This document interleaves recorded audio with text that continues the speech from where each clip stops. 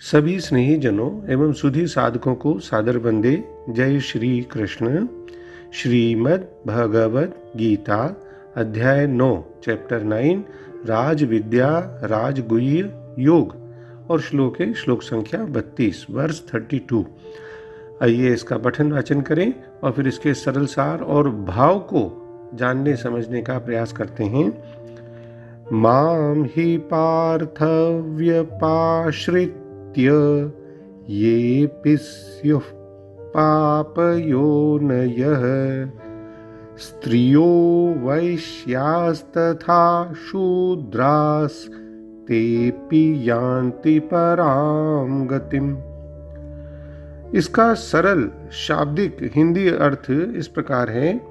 हे अर्जुन, स्त्री वैश्य शूद्र तथा पाप योनि जैसे चांडाल आदि जो कोई भी हो वे भी मेरे शरण होकर परम गति को ही प्राप्त होते हैं।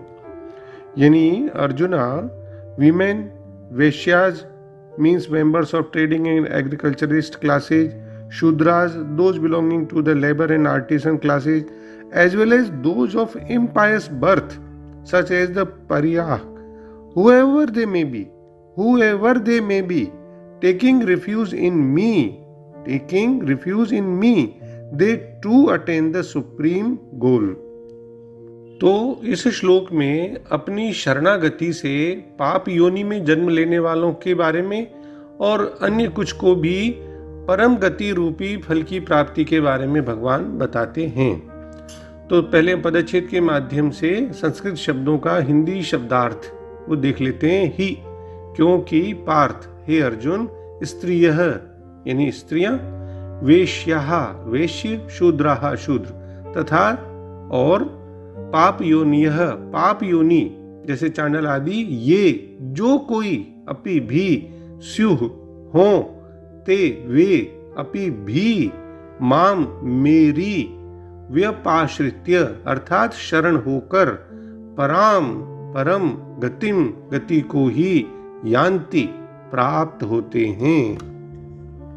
तो जैसा कि जगत गुरु शंकराचार्य जी की हिंदी व्याख्या में हमें देखने को मिलता है, जो कि हरि कृष्ण दास गोयनका जी ने की है, कि क्योंकि हे पार्थ, जो कोई पाप योनि वाले हैं अर्थात जिनके जन्म का कारण पाप हैं ऐसे प्राणी हैं, और वे स्त्री वैश्य और शूद्र भी मेरी शरण में आकर यानी मुझे ही अपना अवलंबन बनाकर परम गति यानी उत्तम गति को ही पाते हैं। जैसा कि स्वामी शील प्रभुपाद जी बताते हैं कि हे पार्थ, जो लोग मेरी शरण ग्रहण करते हैं वे भले ही निम्न जन्मा हो या फिर स्त्री वैश्य तथा शूद्र क्यों न हो, वे परम धाम को प्राप्त करते हैं।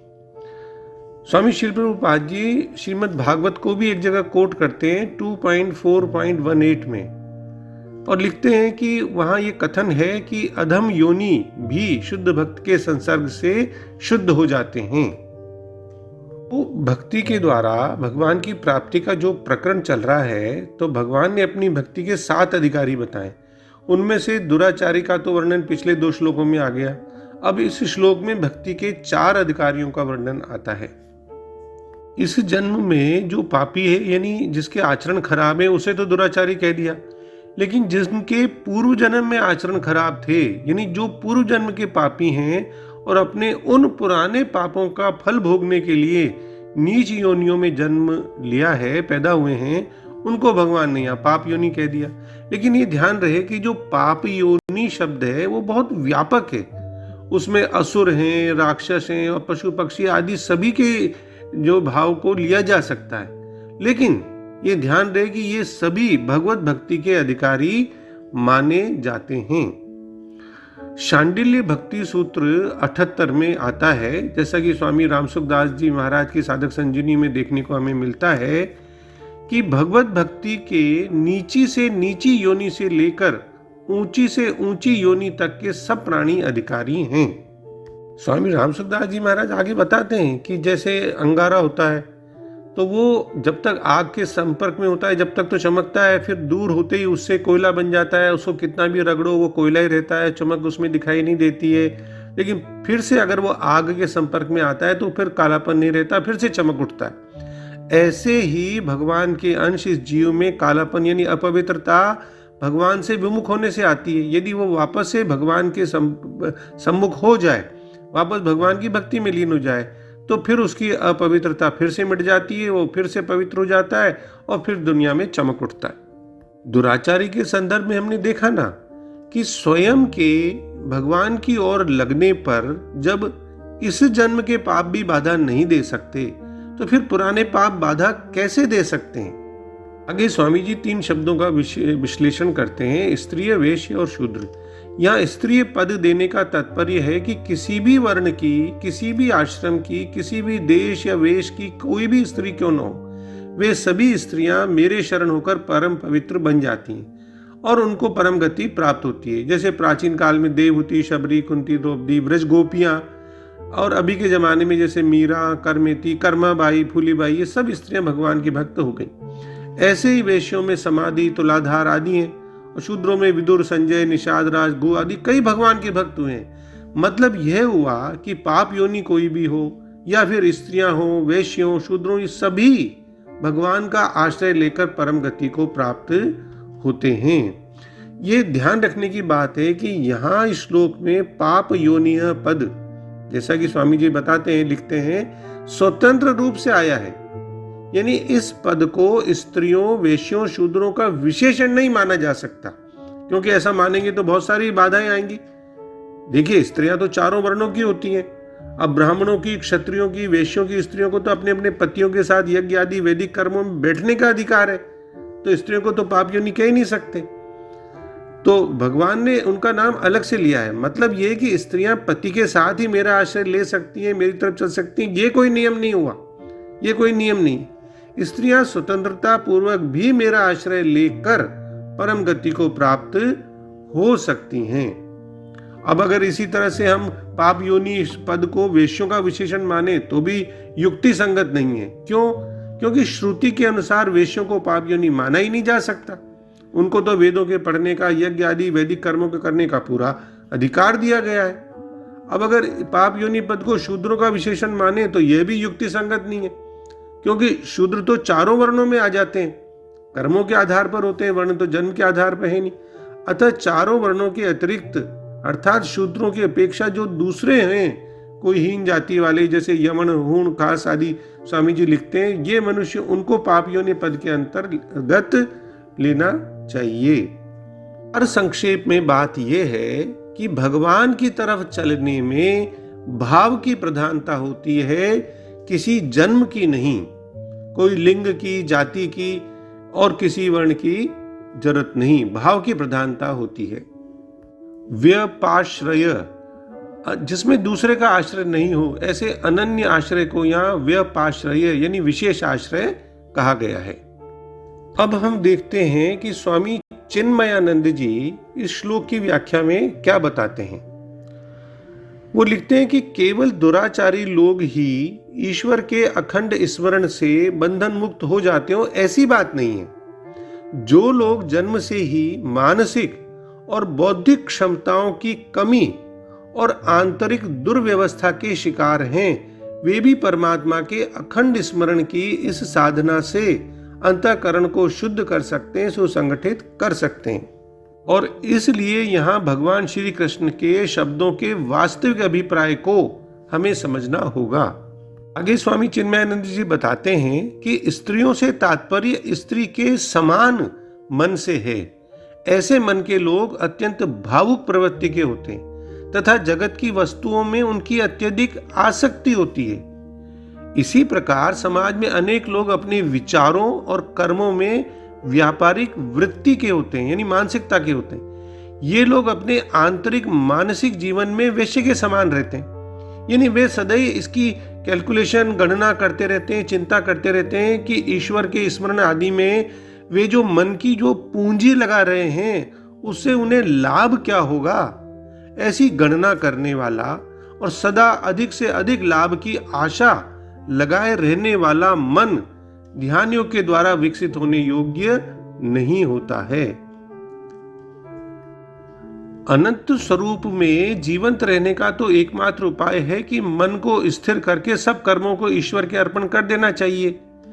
तो ये जो मन की वैश्य वृत्ति है, ऐसी वृत्ति का पुरुष इस दिव्य मार्ग पर प्रगति की आशा नहीं कर सकता।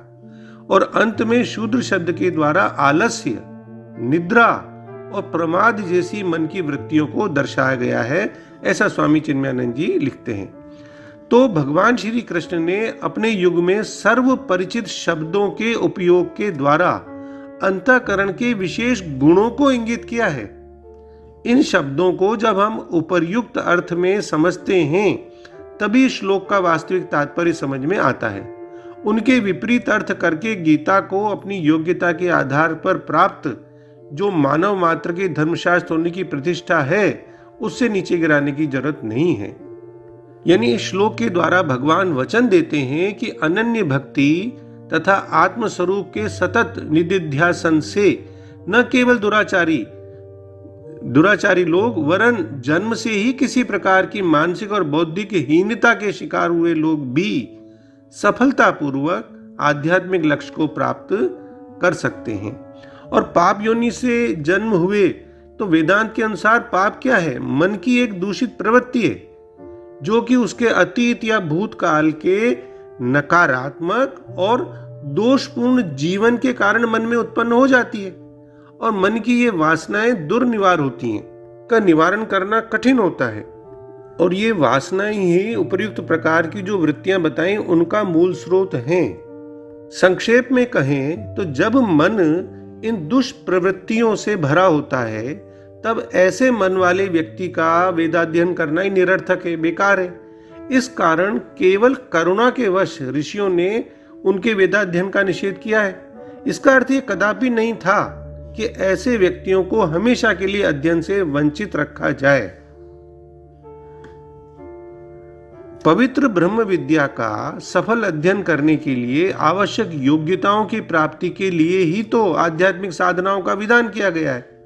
और सभी साधनाओं में सबसे अधिक प्रभावशाली साधना कौन सी है? उपासना। उपासना का मतलब भक्तिपूर्ण हृदय से ईश्वर का अखंड स्मरण करना। वेदांत का तो ये घोषणा करती है ना, वेदांतों की उपासना के द्वारा मन की शुद्धि होती है। स्वामी चिन्मयानंद जी स्पष्ट लिखते हैं कि मन की अशुद्धियों या कमजोरियों को यहाँ स्त्रियों, वैश्यस तथा शूद्रा इन शब्दों के द्वारा सूचित किया गया है। यह उनका विचार है। भगवान वचन देते हैं कि वे भी परम गति को प्राप्त होते हैं। तो हम स्वामी मुकुंदानंद जी के सरल शब्दों में भी इसका अर्थ देख लें कि वे सब जो मेरी शरण ग्रहण करते हैं, भले ही वे जिस भी कुल, लिंग, जाति के हों और भले ही समाज से तिरस्कृत ही क्यों न हो, वे परम लक्ष्य को प्राप्त करते हैं। यानी बहुत ही स्पष्ट रूप से यहाँ भगवान श्री कृष्ण कहते हैं कि किसी भी जाति, लिंग, कुल में जन्म लेने के पश्चात भी जो उनकी पूर्ण शरणागति प्राप्त करता है वह अपने लक्ष्य को पा लेगा। और भक्ति मार्ग की ऐसी महानता है कि सभी लोग इसका पालन करने के योग्य होते हैं। जगत गुरु शंकराचार्य जी ने ज्ञान के मार्ग का अनुसरण करने की पात्रता बताई। विवेकिनो विरक्तस्य, यानी केवल वे लोग जो विवेक, विरक्ति, शम आदि गुण तथा मुमुक्षा से संपन्न होते हैं, उन्हीं लोगों को ज्ञान मार्ग का अनुसरण करने का अधिकारी माना जाता है। और वैदिक कर्म कांडों में उसमें भी पात्रता बताई गई कि कौन कर सकता है। 6 मापदंड बताए हैं। देशे काले उपायेन, ये सब यानी उपयुक्त स्थान, समय, प्रक्रिया, मंत्रों का शुद्ध उच्चारण, शुद्ध सामग्री का प्रयोग, यज्ञ करने वाले ब्राह्मण की योग्यता, दक्षता, पक्का विश्वास होना, ये। और अष्टांग योग के भी कड़े नियम हैं। शचौ देशे प्रतिष्ठाप्य, हठ योग के अभ्यास हेतु शुद्ध स्थान पर उपयुक्त आसन में स्थिर बैठना आवश्यक है, जैसा कि श्रीमद् भागवतम की 3.28.8 में आता है। इन सब की अपेक्षा भक्ति योग एक ऐसा योग है जिसका पालन किसी भी समय, किसी भी स्थान, किसी भी परिस्थितियों में और किसी भी सामग्री के साथ किया जा सकता है। पद्म पुराण में स्पष्ट आता है, न देश नियमस्तस्मिन् न काल नियमस्तथा। यानी इस श्लोक में वर्णन है कि भगवान भक्ति करने वाले स्थान के संबंध में कोई चिंता नहीं करते। वे तो केवल हृदय का प्रेम भाव देखते हैं। सभी जीव भगवान की संतान है, इसलिए भगवान अपनी दोनों भुजाओं को फैलाए हुए सभी को स्वीकार करना चाहते हैं। बस शर्त यह है कि यदि हम विशुद्ध प्रेम के साथ उनकी ओर अग्रसर होते हैं। विवेक वाणी में देखने को मिलता है कि मन की शुद्धता ही ज्ञान की असली कसौटी है। जब दर्पण यानी मिरर, आईना शुद्ध होता है तभी उसमें जो इमेज है वो स्पष्ट रूप से दिखाई देती है। और ये जो आईना है, दर्पण, वो तो अमीर गरीब ऊंच नीच में कोई भेद नहीं करता ना। ठीक इसी प्रकार से तो ब्रह्म ज्ञान है। ब्रह्म ज्ञान इस ब्रह्मांड के प्रत्येक प्राणी का जन्मसिद्ध अधिकार है। तो राधा कृष्णन जी लिखते हैं कि आध्यात्मिक मान्यताओं पर जोर देने के कारण गीता जातीय भेदभाव से ऊपर उठ जाती है। इसका प्रेम का संदेश सब पुरुषों, स्त्रियों, सवर्णों और अंत्यजों के लिए खुला हुआ है। तो अंत में हम डॉक्टर राधा कृष्णन जी के ही शब्दों में इस श्लोक का सरल भाव पुनः देख लें कि हे पार्थ, अर्जुन, जो लोग मेरी शरण ले लेते हैं, चाहे वे नीच कुलों में उत्पन्न हुए हों, स्त्रियां हों, वैश्य हों या शूद्र हों, वे भी उच्चतम लक्ष्य को प्राप्त कर लेते हैं। जय श्री कृष्ण। ओम श्री कृष्णार्पणमस्तु। डॉक्टर BK शर्मा के विनम्र प्रणाम और किसी भी भूल अथवा त्रुटि के लिए हृदय से क्षमा। सर्वे भवन्तु सुखिनः, सर्वे सन्तु निरामया।